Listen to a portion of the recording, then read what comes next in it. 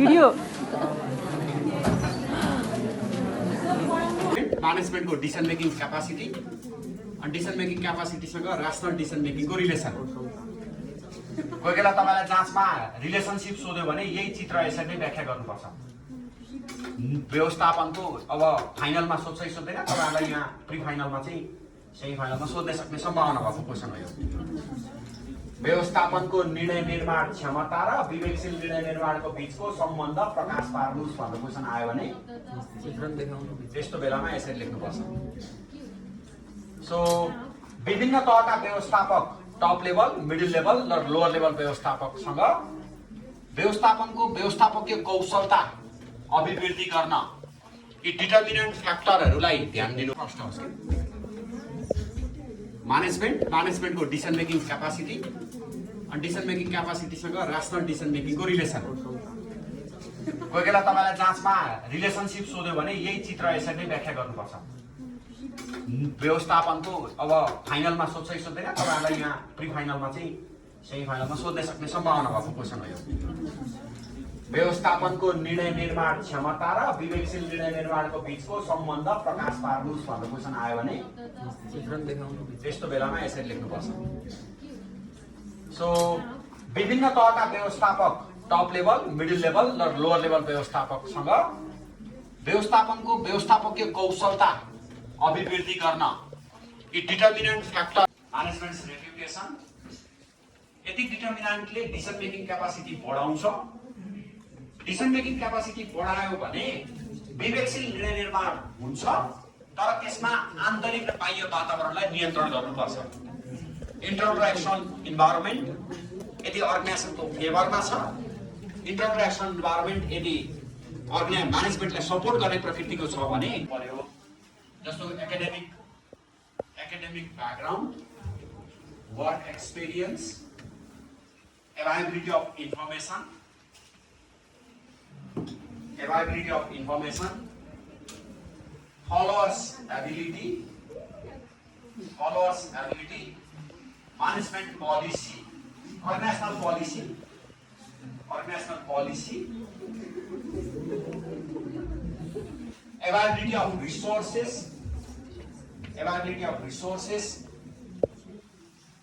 management's reputation, यति डिटर्मिनेन्टले decision making capacity बढाउँछ। डिसिजन मेकिङ क्यापासिटी बढायो भने विवेकशील निर्णय निर्माण हुन्छ, तर त्यसमा आन्तरिक र बाह्य वातावरणलाई नियन्त्रण गर्नुपर्छ। इन्टरनल एक्सन इन्भाइरोमेन्ट यदि अर्गनाइजेसनको फेभरमा छ, इन्टरनल एक्सन इन्भाइरोमेन्ट यदि कर्मचारी र ग्राहक बीचको प्रभावकारी सम्बन्ध स्थापना गर्दछ।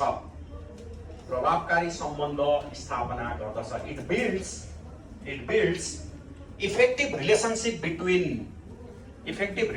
between customer and employees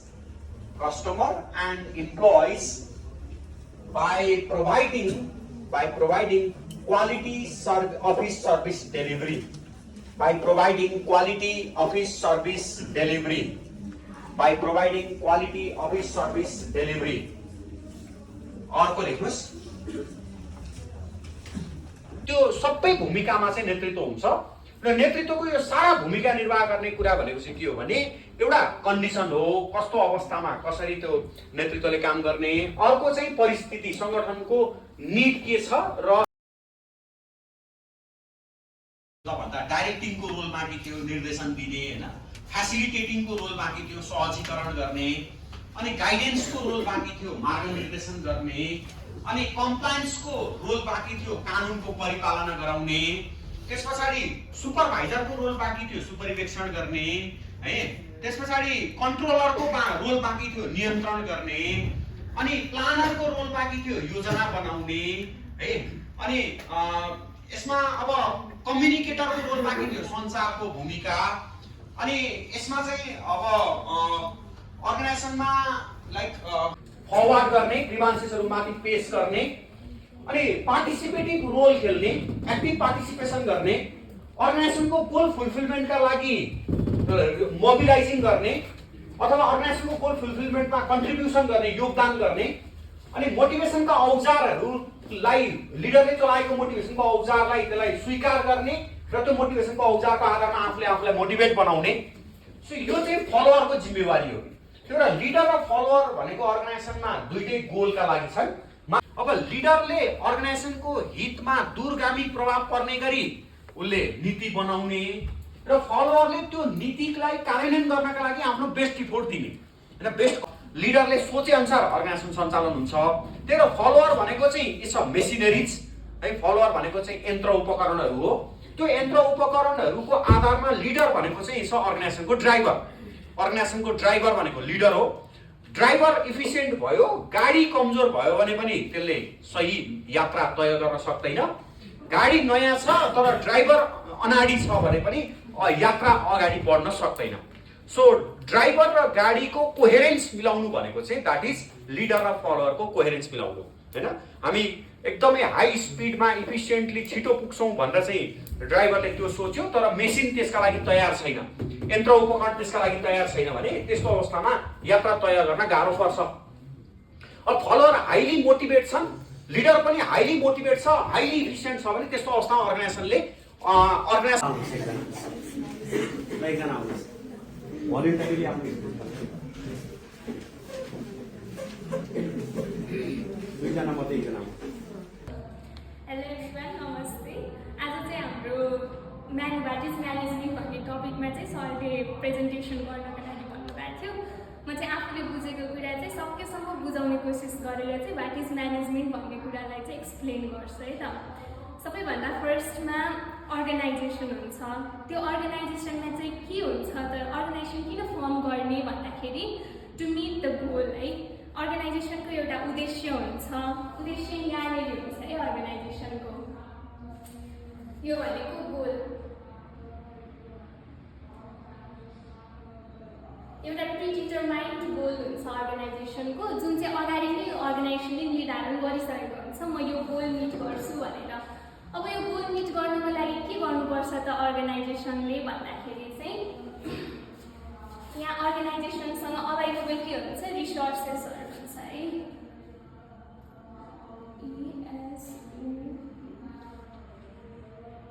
अर्गनाइजेसनको resources हुन्छ र ती रिसोर्सेसहरू चाहिँ के हुन्छन् भन्दाखेरि फिजिकल रिसोर्स,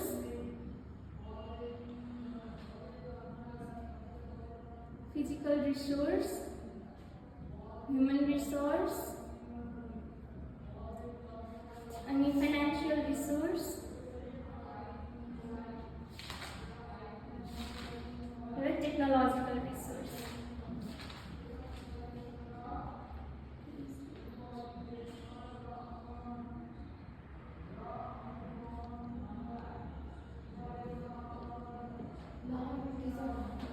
अर्गनाइजेसनको यी रिसोर्सेसहरूलाई चाहिँ कसरी मोबिलाइज गर्ने त यो गोल मिट गर्नको लागि है। यो गोल यी रिसोर्सेसहरूलाई चाहिँ अर्गनाइजेसनले यो गोल फुलफिलमेन्ट गर्नुपर्ने हुन्छ। यी रिसोर्सहरूलाई युटिलाइज गरेर अब यसलाई कसरी मोबिलाइज गर्ने भनेर चाहिँ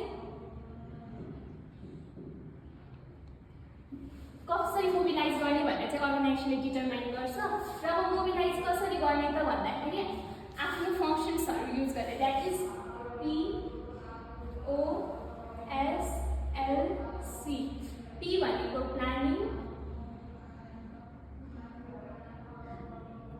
जसमा अर्गनाइजेसनले भिमोजा सेट गर्छ, द्याट इज भिजन, मिजन, objectives, strategies and action plan होइन। O भनेको अर्गनाइजिङ,